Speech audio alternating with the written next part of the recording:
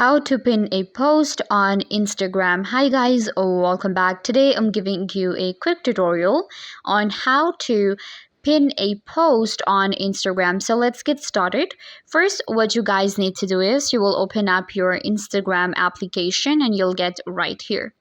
In order to pin a post on your profile, open it up by clicking right here. So this is my profile right here, and you can see I have 4 posts.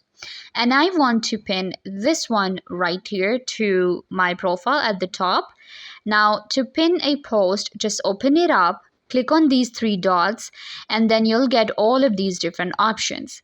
Here we have post to other app, archive, delete, and you can see the second option is going to be pin to your profile.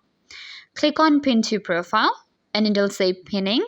Go back and now you can see that post has been pinned on my profile. You can see I can pin as many posts as I want. I'm going to pin this one as well. Again, just click on these 3 dots at the top right corner and then click on pin to your profile.